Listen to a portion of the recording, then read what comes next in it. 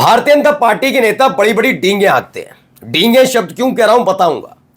बड़ी बड़ी बातें करेंगे, कांग्रेस का कार्यकाल याद दिलाएंगे, कैसे बनी बनाई सरकारें गिरा दी जाती थी, कैसे संविधान का माखौल उड़ाया जाता था, फिर आता है तो आपातकाल का जिक्र कर देते हैं। लेकिन पार्टी विद डिफरेंस कहने वाली भारतीय जनता पार्टी के अलग है इन सबसे।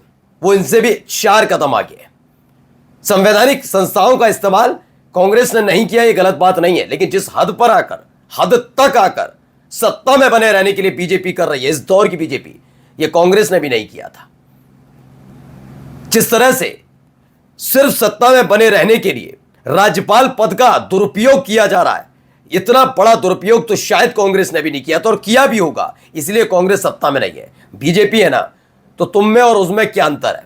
यह बात मैं इसलिए कह रहा हूं क्योंकि यहां आप खुल्लम खुल्ला देखिए, ना कोई आरोप लगा रहा है, ना कोई धांधली की बात हो रही है। यहां पर बड़ी पार्टी जो संवैधानिक तौर पर कहा जाता है, उसके मुताबिक बड़ी पार्टी को बुलाना होता है कि आप आइए, शपथ लीजिए और विधानसभा में जाकर फ्लोर टेस्ट के दौरान अपने विधायकों की परेड कराइए, बताइए कौन कौन विधायकों का आपके पास समर्थन है। उन सब बातों को तमिलनाडु के राज्यपाल ने खूंटी पर टांग दिया है। क्यों टांगा है वो बताऊंगा, क्या चाहत है उनकी एक एक चीज बताऊंगा। लेकिन पहले सिर्फ मीडिया में खबरें आ रही थी। खबरें ये आ रही थी कि चूंकि टीवी के यानी कि विजय थलापति की पार्टी सबसे बड़ी पार्टी 106 सीटों के साथ है, तो ये जिम्मेदारी बनती है राज्यपाल की। लेकिन राज्यपाल होते तो बात अलग है, वो बीजेपी के नेता के तौर पर काम कर रहे हैं। आज आपको दिखाता हूं हालात क्या बना कर रख दिए। राज्यपाल के पद का जो माहौल उड़ाया जा रहा है बीजेपी की तरफ से, वो देखिएगा। नमस्कार, मैं हूं प्राज्वल गौतम और आप देख रहे हैं टाइम्स एक्सप्रेस। सबसे पहले एक खबर निकल कर आई।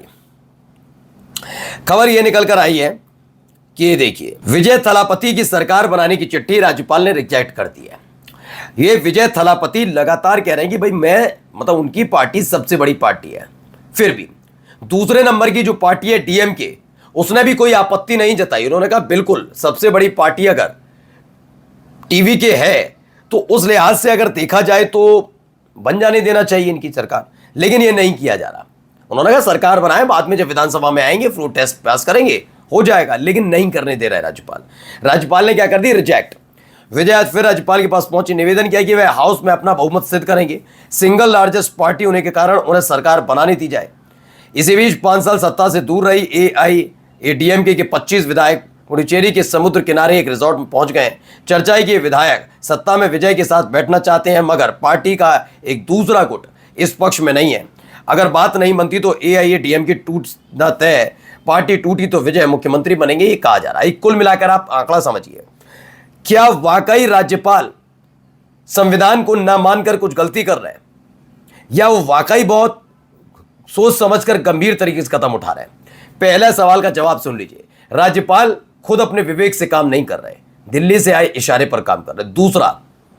दूसरा ये है सवाल कि क्या वाकई जो राज्यपाल का ये है कि सोच समझ के शपथ दिलाई जाएगी, बहुमत जुटा लो तब किया जाएगा, ये तय करने का काम राज्यपाल का नहीं होता, कतई नहीं होता राज्यपाल का ये काम। दरअसल ये समय दिया जा रहा है कि जितना जल्दी हो सके हॉर्स ट्रेडिंग कर ली जाए। हॉर्स ट्रेडिंग के लिए ज्यादा जरूरी नहीं होता, ऑपरेशन लोटस तो कितनी बार चला, ज्यादा जरूरत नहीं है कि आपके विधायक होना हो। उसके लिए एक खास बात यह है कि आपके पास ईडी सीबीआई इनकम टैक्स हो। पार्टी, किसी भी पार्टी के 1/3 विधायक छोड़कर साथ आ जाए, वो नई पार्टी बनाकर बीजेपी में विलय कर सकते हैं। फिर यानी वो बीजेपी के विधायक तब कहलाएंगे। या इसके लिए तैयारी करवाई जा रही है, राज्यपाल का पद इस्तेमाल किया जा रहा है। देख लीजिए, खुद लंबा चौड़ा लेख आ भी गया। लोक भवन Tamil Nadu, press release. Thiru Rajendra Vishwanath Arlekar, honourable governor of Tamil Nadu, has invited Joseph Vijay president, ये लोक भवन। एक्सप्लेन किया है, requisite majority support in Tamil Nadu, ये वो तमाम बातें उन्होंने लिखी है। हिंदी में इसमें बता देता हूं। गजब बात ये निकलकर सामने आई। देखिए इसमें क्या लिखा है, इसमें इंपॉर्टेंट, तमिलनाडु के राज्यपाल राजेंद्र अर्लेकर ने लोकसभा से जारी एक आधिकारिक बयान में विजय और तमिलनाडु सरकार को बताया, लोक भवन से जारी एक आधिकारिक बयान में विजय और तमिलनाडु सरकार को बताया है कि उनके शपथ ग्रहण के लिए आवश्यक समर्थन नहीं मिल पाया है। अलग अलग पूर्व उदाहरणों के बावजूद एक बात स्पष्ट है, बहुमत का फैसला लोक भवन में नहीं बल्कि विधानसभा में होता है। तो फिर राज्यपाल विजय को क्यों इंतजार करवा रहे हैं, जबकि कोई और उम्मीदवार ही नहीं है। राज्यपाल का काम सरकार का गठन सुनिश्चित करना है, ना कि चुनाव के बाद सरकार के गठन में बाधा डालना। ये सारे काम विधानसभा के अंदर होते हैं, राजभवन में नहीं होते। राजभवन में होने का मतलब ये होता ही नहीं है कि आप पूछेंगे, आपकी जिम्मेदारी है कि सबसे बड़ी सिंगल लार्जेस्ट पार्टी जो होगी वो, उसको आप बुलाएंगे। उसे एक समय दिया जाता है, जब तक विधानसभा का सत्र नहीं बुलाया जाता, और उस सत्र के बाद जब शपथ हो जाती है तो उसके बाद सरकार के गठन की प्रक्रिया में पहला चरण होता है कि बहुमत साबित करे सरकार। लेकिन राज्यपाल ये होने नहीं दे रहे।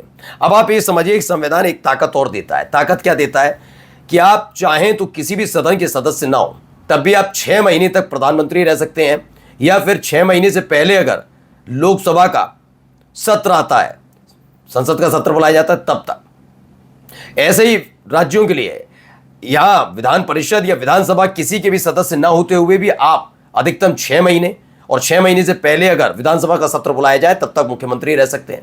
लेकिन तब तक आपको दोनों सदनों में से एक सदन का सदस्य बनना पड़ेगा। अगर राजेंद्र अर्लेकर इतने ही ज्यादा बुद्धिजीवी और चिंतनशील है, तो क्या किसी भी ऐसे एक डेकोरम मेंटेन करें ना, कहें कि कोई भी किसी भी सदन का अगर कोई सदस्य नहीं है तो वो मुख्यमंत्री नहीं बन सकता, कह पाएंगे?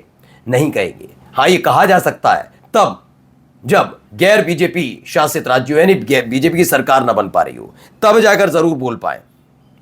देखिए यहां पर भी एक खबर निकल कर आई है। खबर क्या है? Vijay has now decided to move Supreme Court against the governor for not inviting him to form government. Governor can not behave like a BJP officer behaviour. बिल्कुल सही लिखा है इन्होंने लिखा है कि भैया जिस तरह का रिएक्ट कर रहे हैं, उसके बाद अब विजय थलापति जाने की तैयारी कर रहे हैं। कहाँ? Supreme court. वो कह रहे हैं वो सुप्रीम कोर्ट का दरवाज़ा खटखटाएंगे, क्योंकि कोई भी गवर्नर हो, कोई भी राज्यपाल हो, किसी सरकार के, ये तो बीजेपी के कार्यकर्ता के तौर पर कर रहे हैं, लेकिन किसी भी सरकार के प्रति ऐसे नहीं कर सकता, यानी किसी पार्टी विशेष के। तमिलनाडु टीवी की सबसे बड़ी पार्टी है और एकमात्र गठबंधन है जो बहुमत दावा करता है। उन्हें सरकार बनाने के लिए आमंत्रित करना कोई दान नहीं, ये संवैधानिक कर्तव्य। बहुमत का परीक्षण सदन में होना चाहिए, बंद कमरों में नहीं। विजय को रोकने के लिए संस्था का दुरुपयोग किया जा रहा है, क्योंकि भाजपा एक बात बहुत अच्छे तरह से जानती है, तमिलनाडु उन्हें कभी स्वीकार नहीं करेगा। तो वो इस तरह पर्दे के पीछे रह के, जैसे कि मैंने बताया ना, ज़्यादा से ज़्यादा विधायक तोड़ो। विधायक सीधे टूटकर बीजेपी में नहीं आ सकते, उनकी एक पार्टी बनेगी। पार्टी बनने के बाद वो अपना विलय सारे विधायक पर्टिकुलर पार्टी में कर ले, मान के लिए बीजेपी कर ले, वे बीजेपी के अच्छे खासे विधायक हो गए, क्योंकि चुनकर तो जनप्रतिनिधि नहीं आ सकते इनके, तो यही काम करना है इनको। अब क्यों बार बार दावा कर रहे हैं थलापति? तो जरा समझिए, थलापति की पार्टी के पास 107 विधायक है, 107। टीवीके के पास कांग्रेस सपोर्ट कर ही चुकी है, यानी 5, 7 और 5 12। वीसीके के भी 2 विधायक हैं, 12 और 2 14। सीपीआई के पास 2 और सीपीएम के पास 2, यानी कुल मिलाकर 4, 14 और 4 18। और चाहिए कितने? चाहिए भी इतने ही, 118 पूरा है इनके पास बहुमत। उसके बावजूद सोचिए, राज्यपाल शपथ ना लेने दे तो क्या होगा। नमस्कार।